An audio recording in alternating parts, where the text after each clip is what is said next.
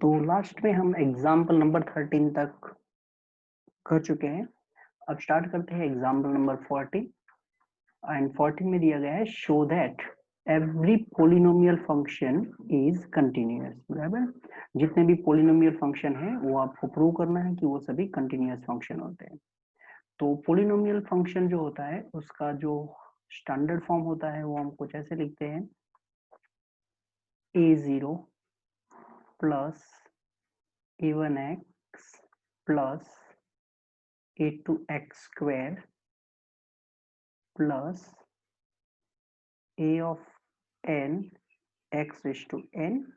यहाँ पर जो आपका n होगा वो होगा n union singleton 0, a of n not equal to 0, highest power जो है, क्योंकि हम ऐसा समझते हैं कि इसका जो डिग्री है वो n है। बराबर, तो a of n not equal to 0 and ai belongs to R means coefficients are real numbers is polynomial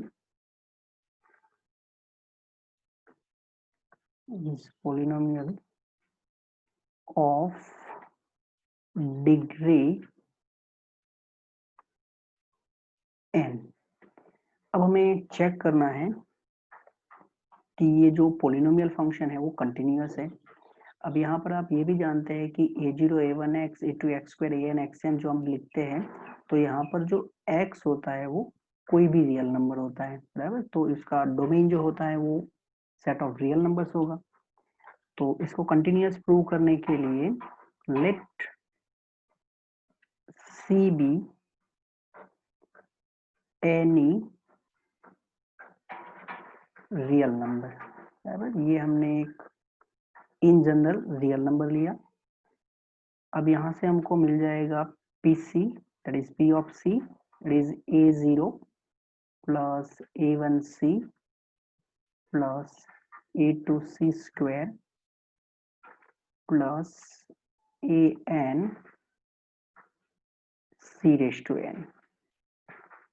Now we find limit x tends to c p of x, that is limit x tending to c p of x is a0 plus a1x plus a2x square plus an xn। अब जैसे जैसे x tending करेगा c की तरफ, ऐसे ऐसे आपको जो पोलिनोमियल दिया गया है इसका वैल्यू टेंडिंग करेगा a0 plus a1c plus a2c square plus an c raise to n की तरफ। और यही था हमारे लिए पोलिनोमियल का value at c, that is p of c, and therefore p of x is continuous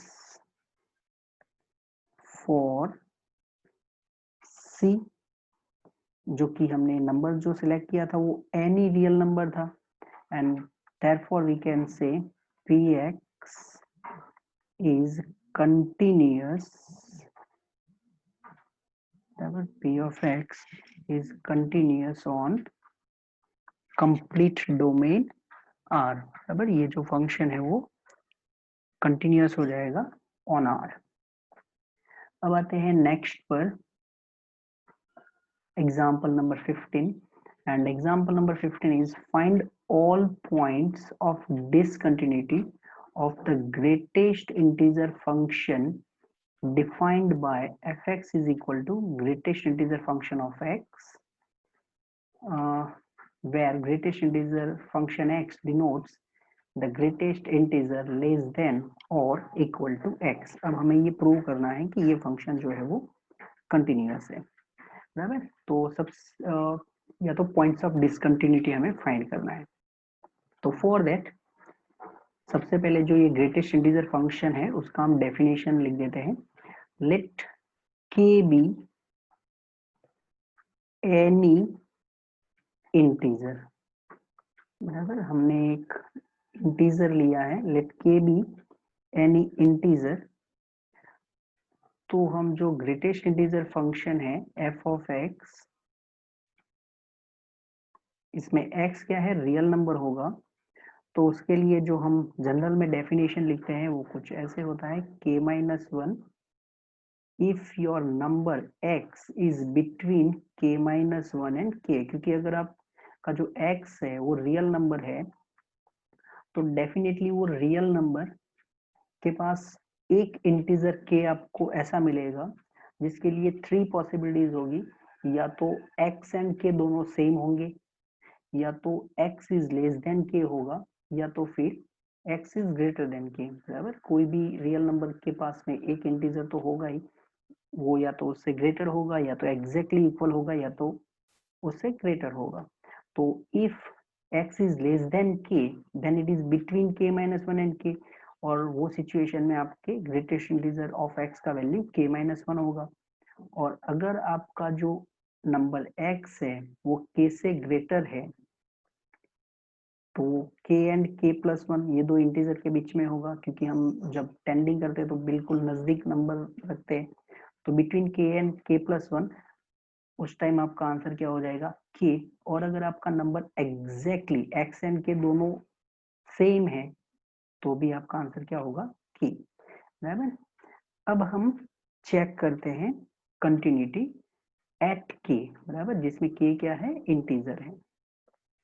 तो सबसे पहले कंटिन्यूटी चेक करने के लिए लेफ्ट हैंड लिमिट फाइंड कर लेते हैं, limit x tending to k minus, हम k जो नंबर है इंटीजर है उसी के ऊपर कंटिन्यूटी चेक करते हैं। बराबर, तो limit x tends to k minus f of x ये फाइंड कर लेते हैं। तो यहाँ से हो जाएगा limit x tends to k minus f of x means greatest integer of x। अब ग्रेटेस्ट इंटीजर ऑफ x है, जो मैंने लास्ट टाइम भी कुछ आपको बताया था कि x tends to k minus है, इसको हम यूजिंग h भी लिखते हैं कुछ।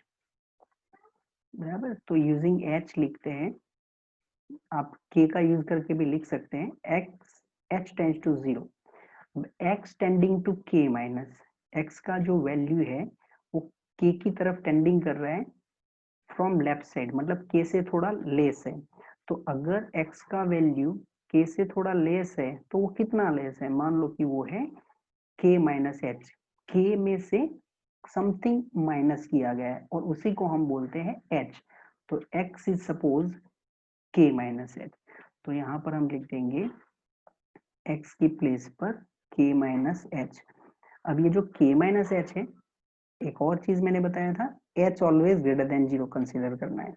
तो अगर आप इसको h ग्रेटर देन जीरो अगर आप कंसीडर करेंगे तो ये जो k माइनस एच है इसका जो वैल्यू होगा वो क्या होगा, तो डेफिनेटली k से तो लेस होगा, क्योंकि k में से हम कोई एक नंबर माइनस कर रहे हैं। तो k minus H is less than k. If it is less than k, then it is between k minus 1, sorry, between k minus 1 and k, right? So आपका आंसर क्या हो जाएगा, यहाँ से k minus 1 होगा।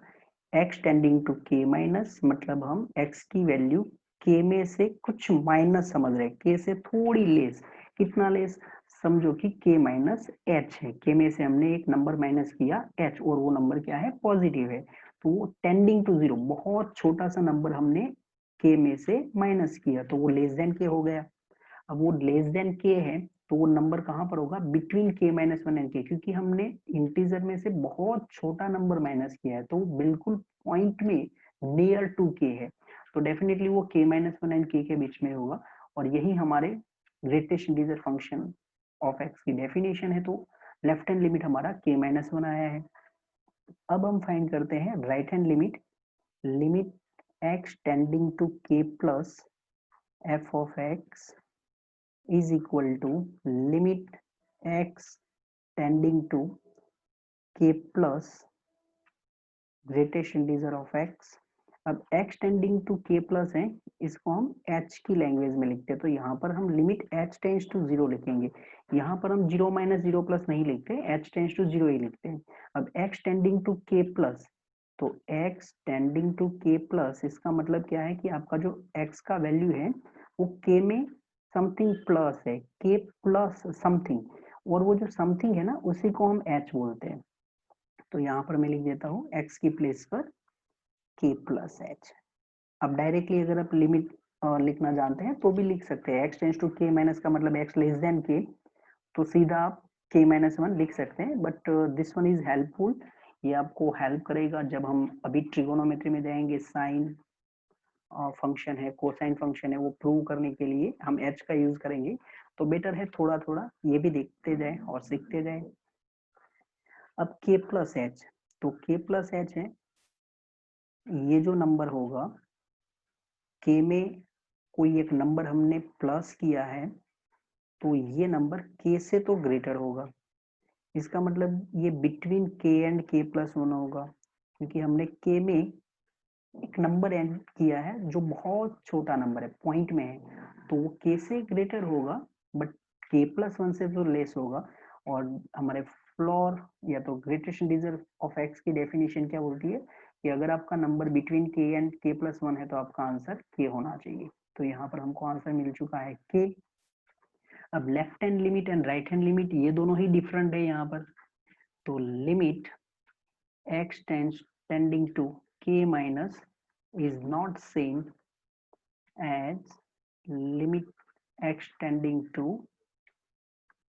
k plus fx, बराबर, and therefore f is discontinuous, f is discontinuous at x equal to k।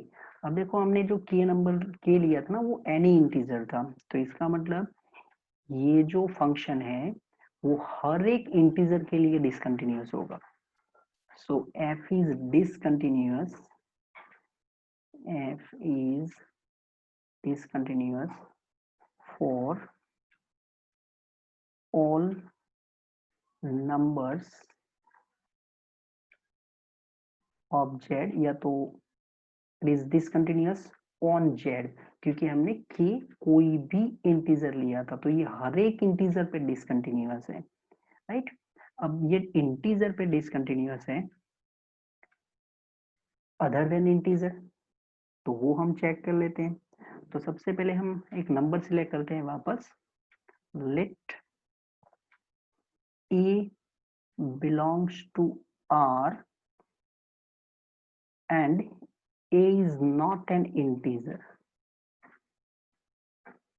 बराबर। हमने एक वापस नंबर सिलेक्ट किया है, रियल नंबर, बट अब हम ये बोल रहे हैं कि वो इंटीजर नहीं है। अगर ये इंटीजर नहीं है तो जैसे मैंने बोला कि अगर आप कोई भी एक रियल नंबर सिलेक्ट करते हैं तो उसके नियर में एक इंटीजर तो होगा ही। Let a belongs to R and k is, वापस मैं सिंबल k ही यूज कर रहा हूं, and let k is any integer, बराबर।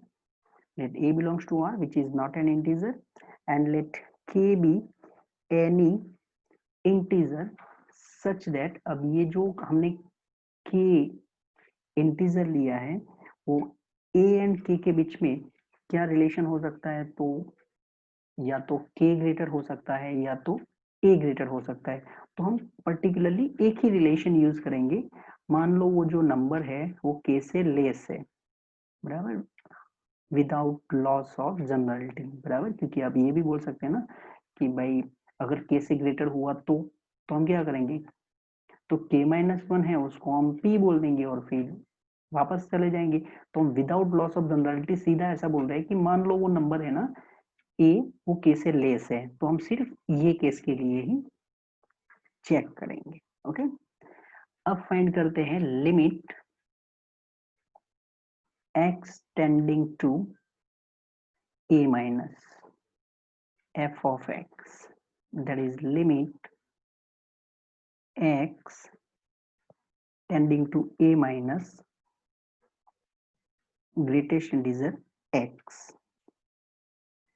अब जैसा मैंने लास्ट में आपको दिखाया कि इसको हम h की लैंग्वेज में लिख देते हैं, तो लिमिट h टेंडिंग टू 0, तो x की प्लेस पर हम क्या लिखेंगे, a minus something. a minus something means हमने इंटीजर में से बहुत छोटा नंबर माइनस किया है। तो अगर आप इंटीजर में से बहुत छोटा नंबर माइनस करेंगे तो a is between k minus one and k, तो a माइनस एच भी between k minus one and k ही रहेगा, बराबर। तो यहाँ पर हम लिख देते हैं k माइनस वन, और इसका रीजन मैं लिख देता हूँ, because k minus 1 is less than a minus h is less than k, बराबर।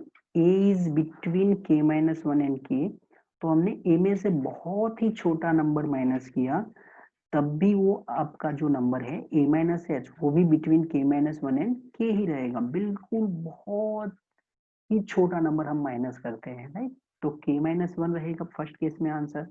अब हम फाइंड कर लेते हैं limit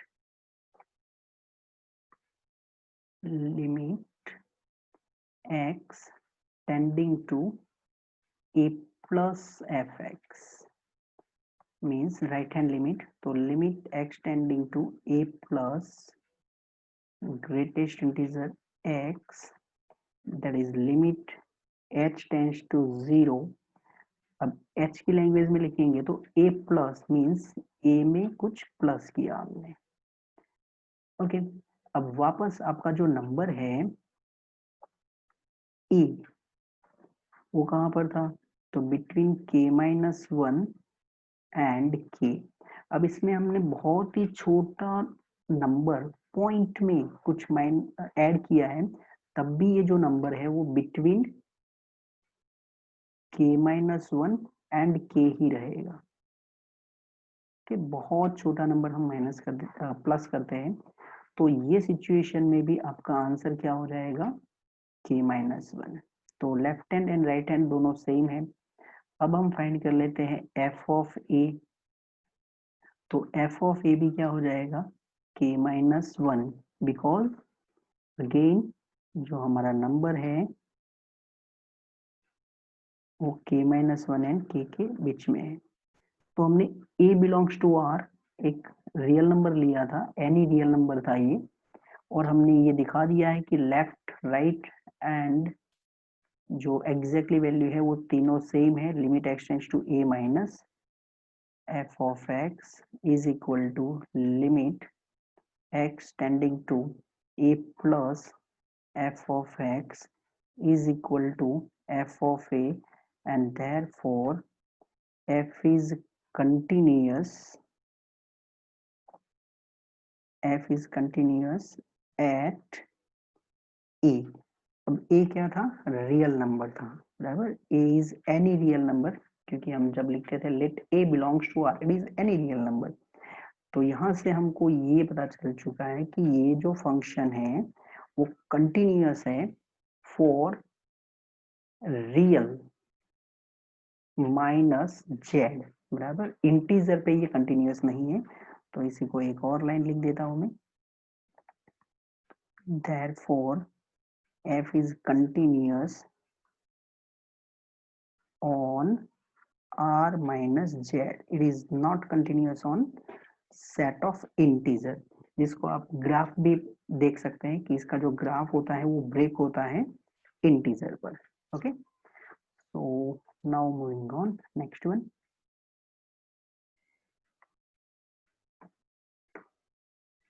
and it is one theorem, बराबर।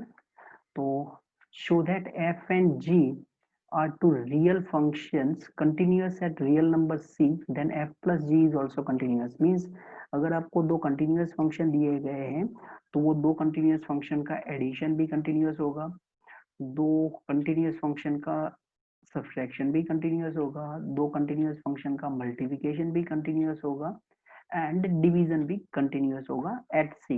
यहाँ पर definitely g of c non zero होना चाहिए क्योंकि वो डिनोमिनेटर में है। तो ये हमारा थियरम है जिसको हम विदाउट प्रूफ एक्सेप्ट करते हैं बराबर, या तो कोई एक केस प्रूव कर सकते हैं।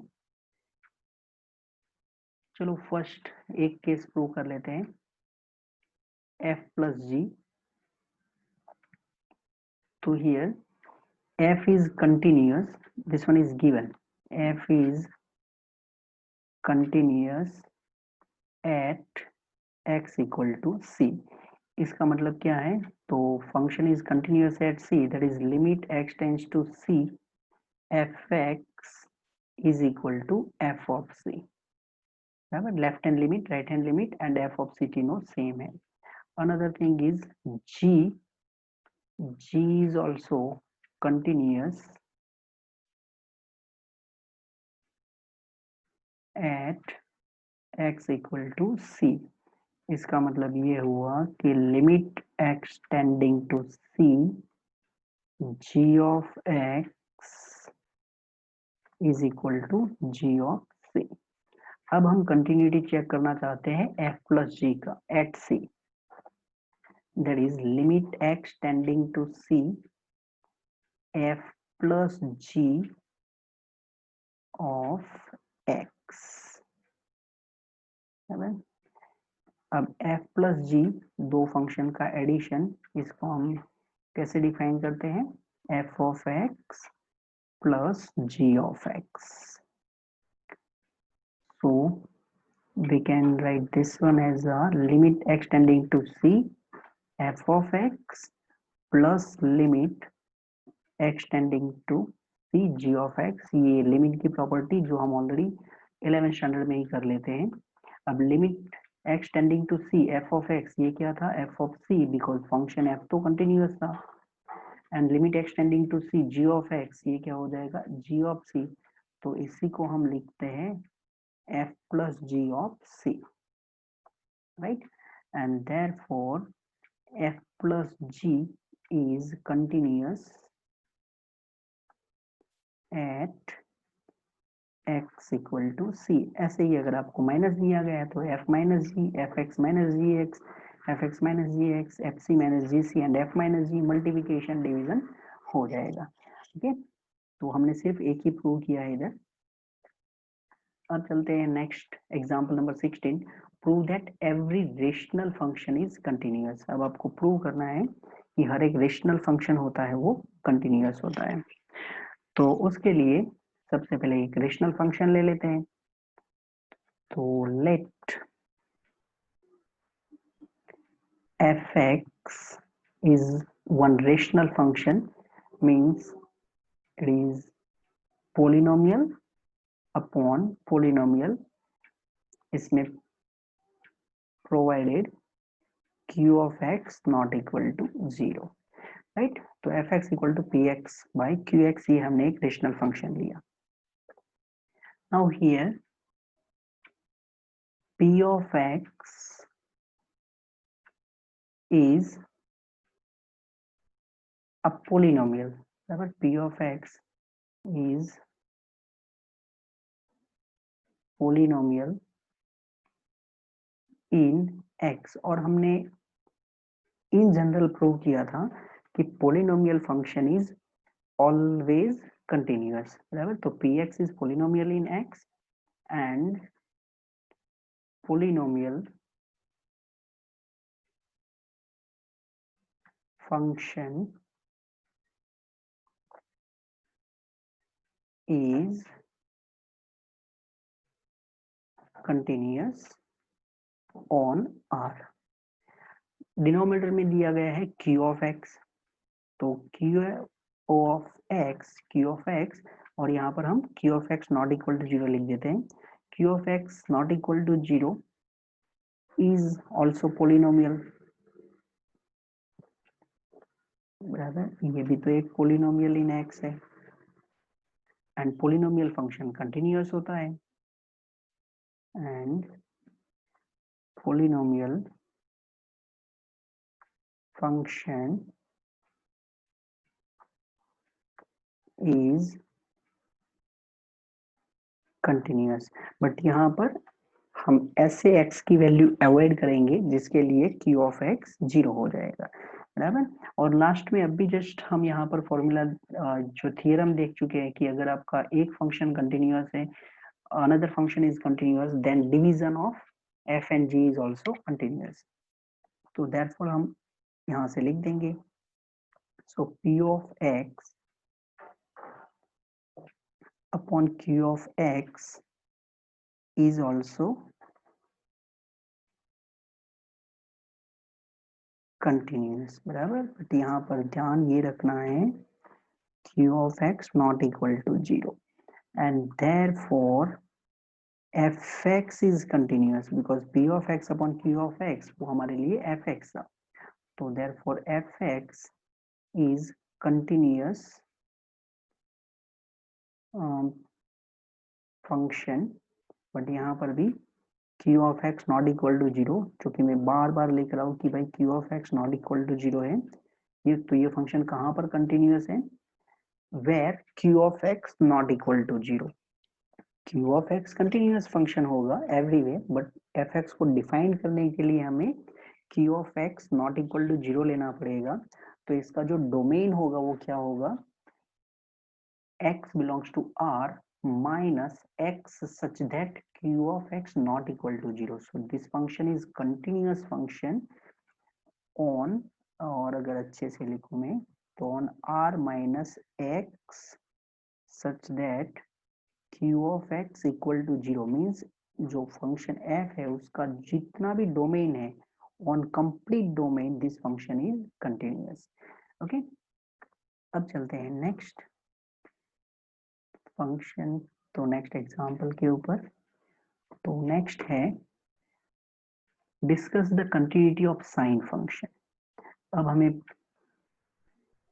साइन फंक्शन है ट्रिगोनोमेट्रिक फंक्शन, उसका कंटिन्यूटी चेक करना है।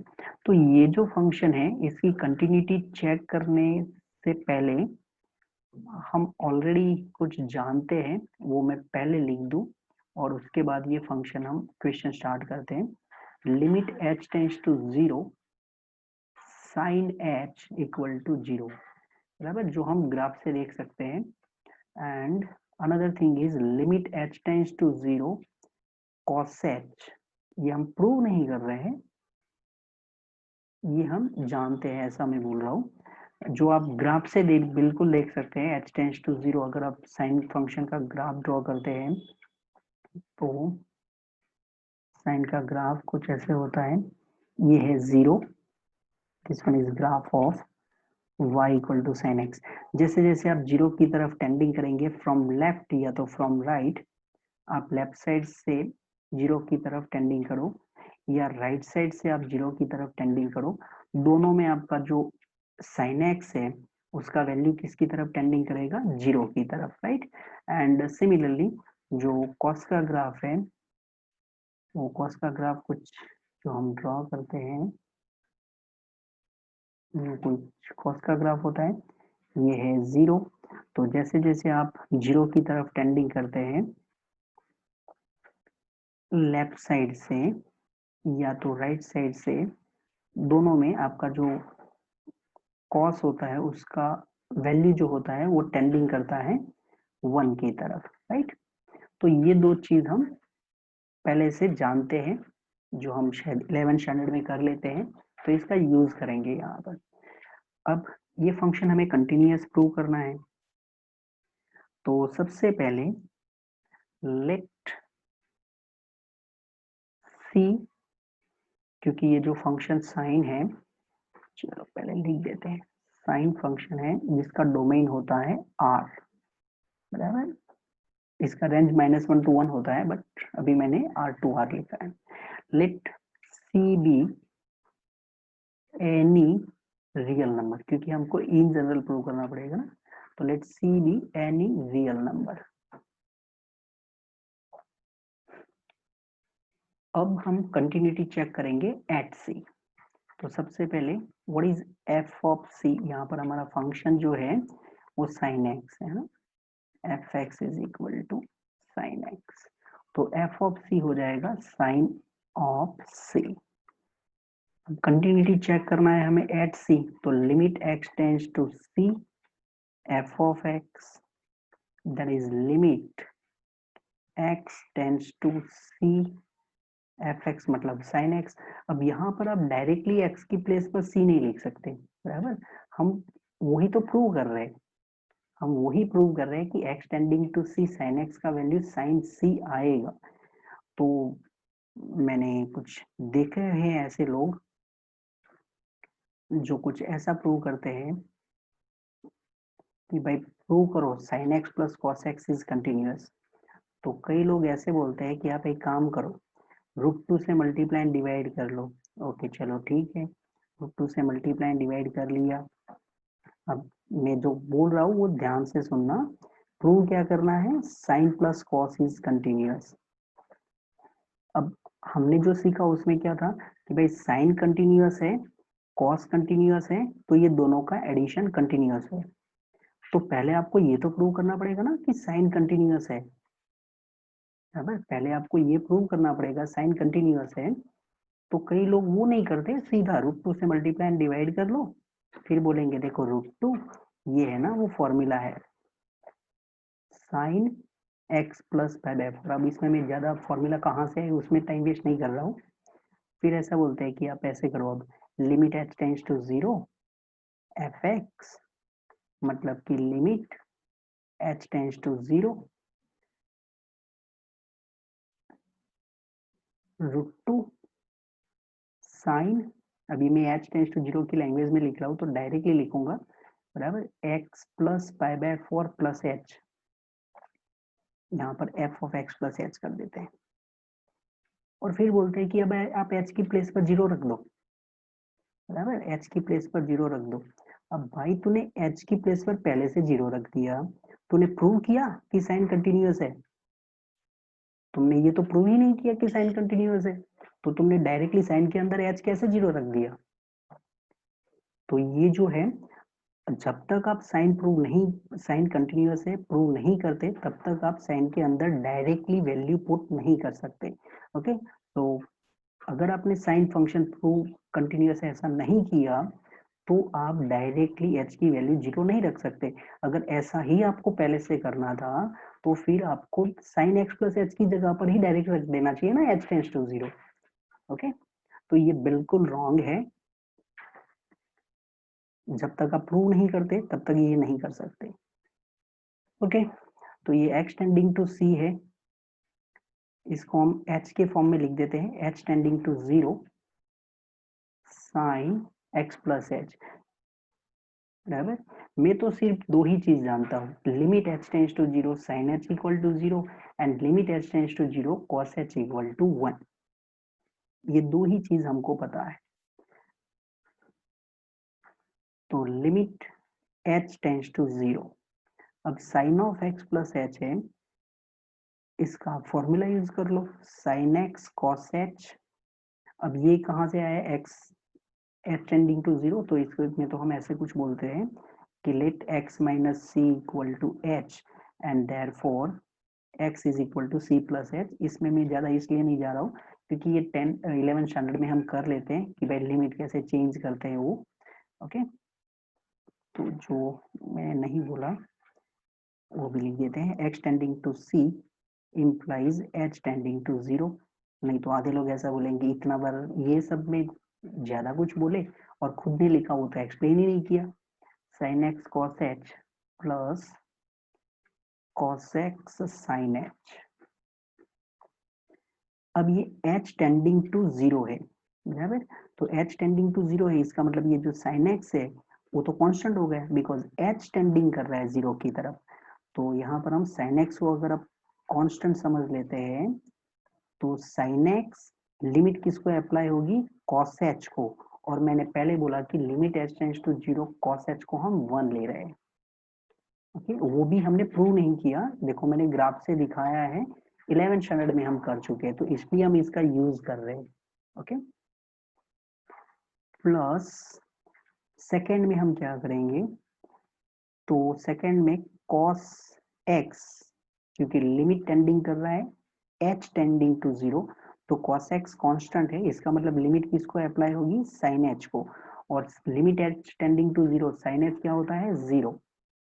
तो यहाँ से आपको आंसर क्या मिल जाएगा, तो यहाँ से आपको आंसर मिल चुका है। यहाँ पर x टेंडिंग टू c, तो मुझे c प्लस एच लिखना चाहिए, that's my mistake, c plus H, right. यहाँ पर ये मैंने दिखाया, तो मैं कुछ दूसरों की गलती लेकर आने गया था, मेरा ही मिस्टेक हो गया इधर। c, here it is sin c and here it is cos c. Okay, so your answer is sin c, x minus c equal to h, तो x equal to c plus h था, तो यहाँ पर मुझे c plus H लिखना चाहिए, बराबर। Sine C cos H plus cos C sine H, so it is sine C, और यही हमारा टारगेट था, एफ ऑफ सी प्रूव करना। And therefore f is continuous, that is sine is continuous at c belongs to R, and therefore sine is continuous on R.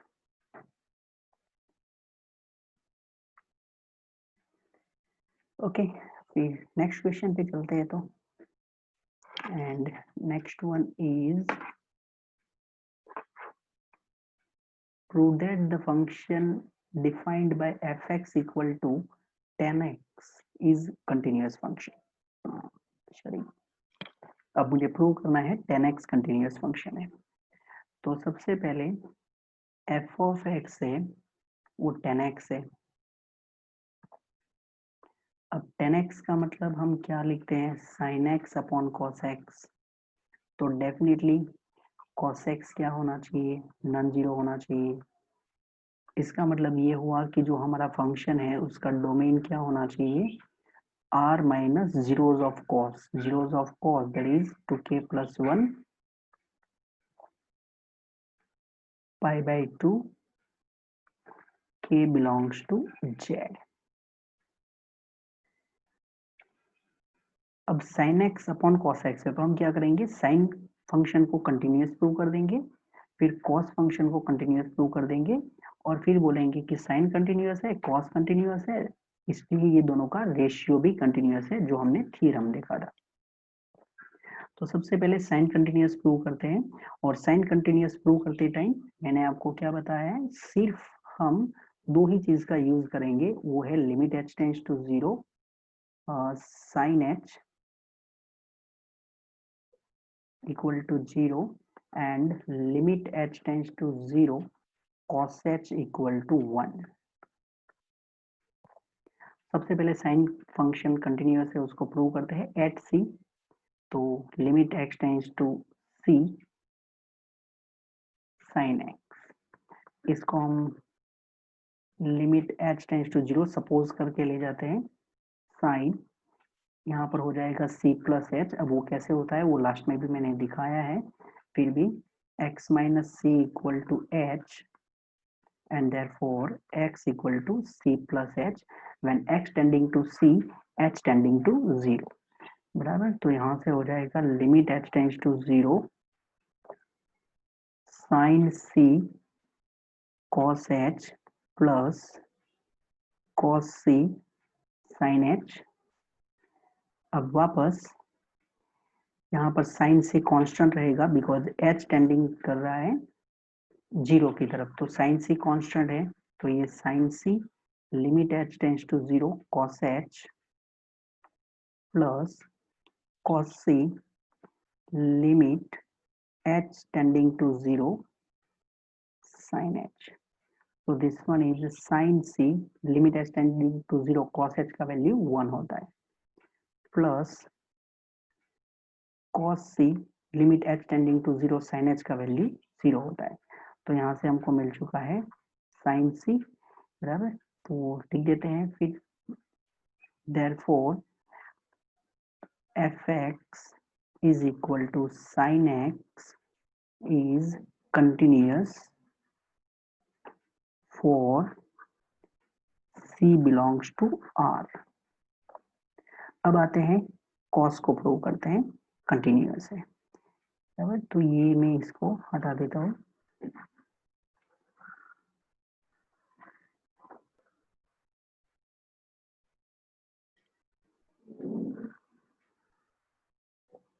now let C be any real number. अब limit x tending to c, अब हम prove करना चाहते हैं cos continuous function है, तो यहाँ पर भी हम सपोज कर लेते हैं h, तो ये हो जाएगा cos of c plus h, ये कहाँ से आया, x minus c equal to h हमने ये सपोज कर दिया है, and therefore x equal to c plus h। ऐसा क्यों सपोज किया, क्योंकि मैंने आपको बताया है कि हमको तो सिर्फ limit h tends to 0 cos h and limit h tends to 0 sin h, बस इतना ही पता है। तो लिमिट h टेंड्स टू 0, अब यहाँ पर cos अल्फा प्लस बीटा की फॉर्मूला यूज कर लेते हैं, तो cos c cos h minus sin c sin h, so cos c limit h tending to 0 cos h minus sin c limit h tending to 0 sin h, so it is cos c cos 0 1, बराबर, ये tending कर सकता है 1 की तरफ, और ये sin c limit h tends to 0 sin h tending करता है 0 की तरफ, तो आपको मिल चुका है cos c, right. therefore cos is continuous function on R, तो sin is continuous function, cos is continuous function, हमने दोनों प्रूव कर लिया है कि ये दोनों continuous function है, and now we are saying therefore division is continuous, right? Therefore 10x is equal to sin x upon cos x is continuous function on R minus, क्योंकि जो इसका डोमेन है उसके लिए आपको R minus 2k plus 1 pi by 2, क्योंकि cos 0 नहीं होना चाहिए, डिनोमिनेटर में है। Okay, so this one is our example number 18. Now after that one theorem is given, and the theorem is, suppose f and g are real valued function such that f composition g is defined at C. If g is continuous at C and f is continuous at g of C, then FOG is continuous at C, means दो composite function का, जो दो continuous function है उनका composition भी continuous होता है। Now example number 19 is, show that function defined by fx equal to sin x square is continuous function। अब यहाँ पर आपको दो फंक्शन दिए गए हैं, दो फंक्शन का कंपोजिशन है, एक है g of x जो कि sin x मान लेते हैं, और एक फंक्शन है एच एक्स एक्स स्क्वायर, तो आपको दिया गया है दो फंक्शन का composition, that is your f x is g o h of x, बराबर, या तो आप ऐसे बोलो कि एफ क्या है, composition of g and h. अब सबसे पहले आपको जो ऊपर थ्योरम है उसके हिसाब से अगर आपने ये प्रूव कर लिया कि जी कंटिन्यूअस है, एच कंटिन्यूअस है, तो फिर दोनों का कंपोजिशन भी कंटिन्यूअस हो जाएगा।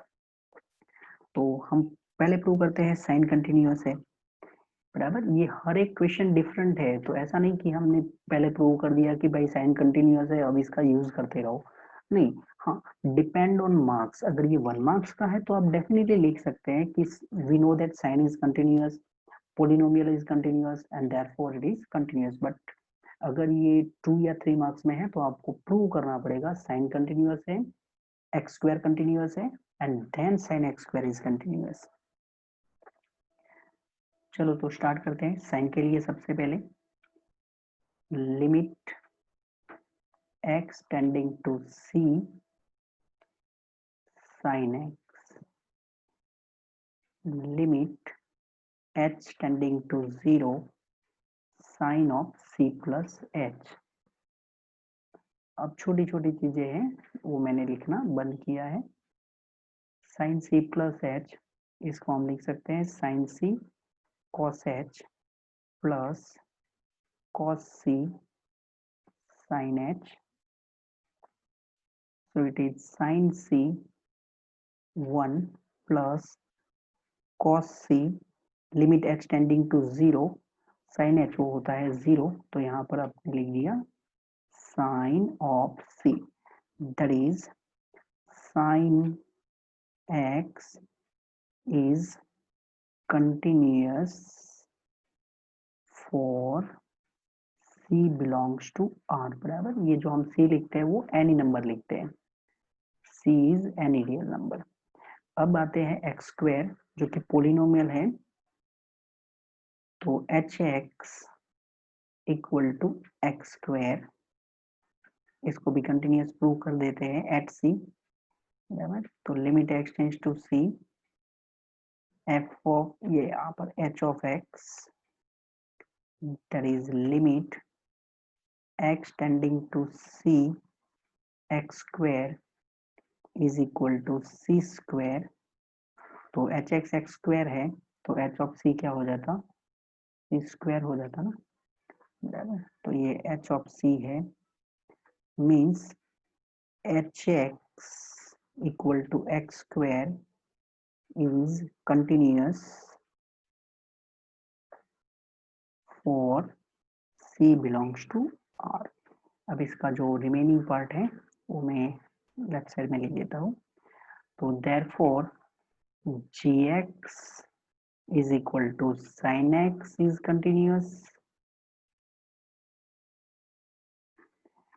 hx is equal to x square is continuous, and therefore fx is equal to gohx, g composition h of x that is sin of x square is continuous। Okay, अब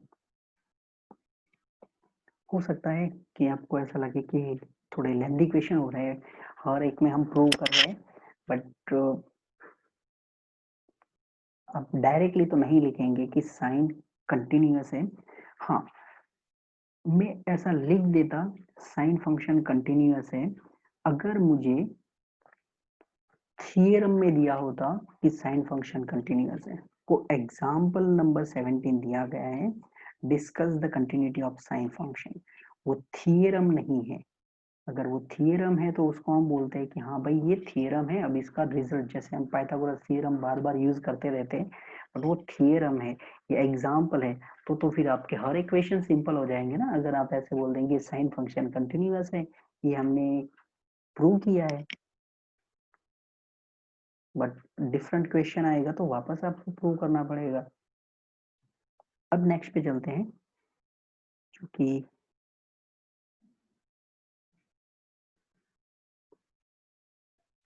yes, then next and before exercise, it is last example. Show that the function f defined by f of x is equal to modulus of 1 minus x plus modulus of x, where x is any real number, is a continuous function। अब आपको prove करना है कि ये जो है वो continuous function है। ओके, तो सबसे पहले यहाँ पर आप देख सकते हैं, एक तो 1 माइनस एक्स है, ये पार्ट जो है वो पोलिनोमियल है, मॉड्यूलस ऑफ एक्स ये मॉड्यूलस फंक्शन है, ये दोनों के बीच में एडिशन है और फिर वापस उनको मॉड्यूलस दिया गया है। तो हम दो फंक्शन ले लेते हैं, एक जी एक्स 1 माइनस एक्स, एक और फंक्शन लेते हैं एच एक्स, वो है मॉड्यूलस ऑफ एक्स। सबसे पहले जी फंक्शन को कंटिन्यूअस प्रूव कर देते हैं। Let C belongs to R be any real number।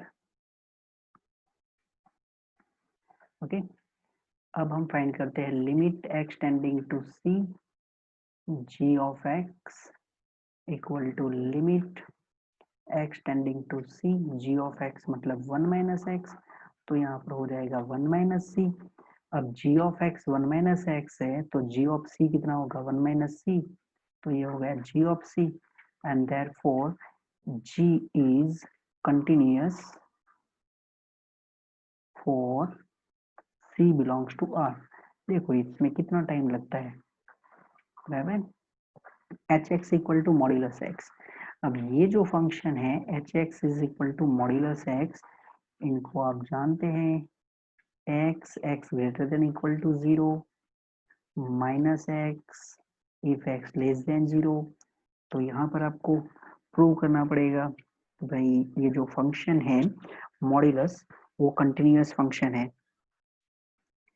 Okay, अब ऐसा नहीं बोलेंगे कि टेक्स्ट बुक में तो ऐसा नहीं किया है, क्योंकि आप टेक्स्ट बुक में सेंटेंस देखेंगे ना तो उधर ऐसा लिखा है in example number 7 we have seen that h is continuous function. तो क्या फिर आप एग्जाम में ऐसा लिखेंगे कि एग्जाम्पल नंबर 7 में हमने प्रूव किया है कि मॉड्यूलस एक्स कंटिन्यूअस फंक्शन है इसलिए हम तो लिख रहे हैं। ओके, तो क्या वो एग्जामिनर है वो एग्जाम में पेपर चेक करते टाइम टेक्स्ट बुक लेके बैठेगा कि चलो ये बच्चे ने लिखा है कि मॉड्यूलस एक्स कंटिन्यूअस है, ऐसा हमने प्रूव किया एग्जाम्पल नंबर 7 में, तो सर आप एग्जाम्पल नंबर 7 देख लेना। तो फिर मार्क्स भी वो तो एग्जाम्पल नंबर 7 जहां बुक में किया होगा उधर ही रखेंगे ना भाई, आपकी आंसर शीट में क्यों रखने। चलो तो स्टार्ट करते हैं। Let c be any real number.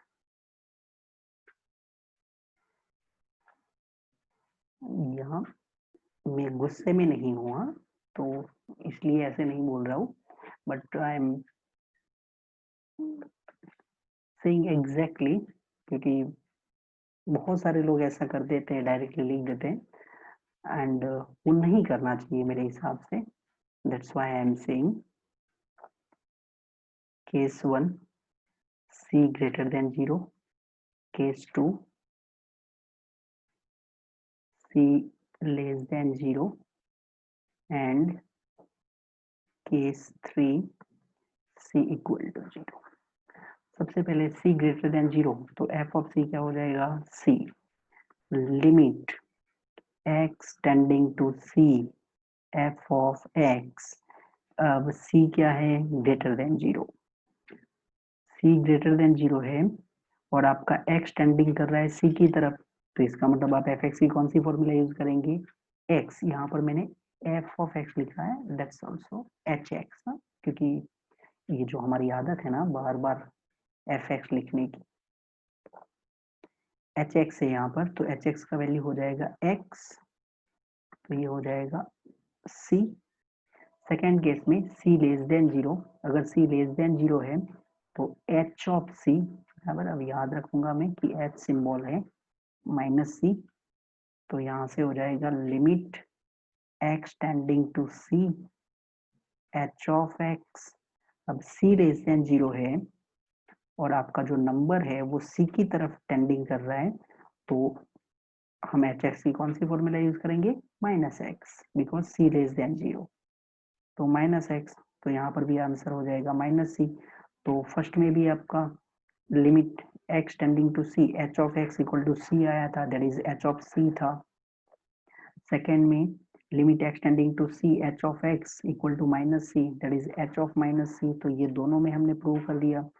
c equal to 0 पे आते हैं, तो एट c इक्वल टू 0, अब लेस देन 0 ग्रेटर देन 0 अलग है, तो यहाँ पर हम लिखेंगे limit x tending to 0 minus hx, that is limit x tending to 0 minus hx minus x, क्योंकि x लेस देन 0 है, टेंडिंग टू 0 माइनस, बराबर, तो यहाँ पर आपका आंसर हो जाएगा 0। अब इसी में limit x tending to 0 plus h of x, तो limit x tending to 0 plus, अब 0 प्लस है तो more than 0, that is h x equal to x, right, तो यहाँ पर भी हो जाएगा 0 एंड h ऑफ 0 हो जाएगा 0 and so function means hx is continuous for x belongs to r, बराबर, क्योंकि हमने c greater than 0, c less than 0 and c equal to 0 हर जगह पर प्रूव कर दिया है ये फंक्शन कंटिन्यूअस है। अब देखो ये दोनों का यूज करके इक्वेशन करते हैं। तो हमने क्या प्रूव किया, g of x equal to 1 minus x and h of x is equal to modulus of x is continuous, and therefore g plus h is continuous, बराबर, ये हमारा थियरम था, g plus h is continuous on r। तो g function continuous है, h function continuous है, that's why g plus h is continuous means 1 minus x plus modulus x is continuous on r। अब 1 minus X plus modulus X ये function continuous है, that is G plus H continuous है। अगर इसको composition में डालते हैं with H तो H of G plus H, बराबर, H composition ji plus H, because H continuous है, मैंने ये भी प्रूव कर दिया कि जी प्लस एच कंटिन्यूअस है, तो h continuous, g plus H continuous, therefore h composition ji plus h is continuous on R means 1 minus x plus modulus of x in modulus, ये g plus h आया 1 minus x plus modulus x, इसके ऊपर वापस h apply किया हमने modulus, and this one is continuous on R, okay। yeah, so definitely book में जो थोड़ा बहुत स्टेप में दिया है उसको मैंने थोड़ा कुछ ज्यादा एक्सप्लेन करके दिया है, क्योंकि पूरा एग्जाम्पल नंबर 7 भी अंदर मुझे एक्सप्लेन करना था। So this one is our example number 20 and ये जो हम कर रहे हैं वो एनसीईआरटी जो थियरिकल मेथड है, जो थियरी वाइज जो सब्जेक्टिव पेपर आता है उसके लिए हम कर रहे हैं, बराबर। अगर थोड़ा जेई के लिए करते तो हम डेफिनेटली बहुत कुछ इधर से लिख देते फटाफट, बट यहाँ पर आपको स्टेप के मार्क्स लेने हैं, तो स्टेप के मार्क्स लेने हैं तो पूरा एक्सप्लेन भी करना पड़ेगा।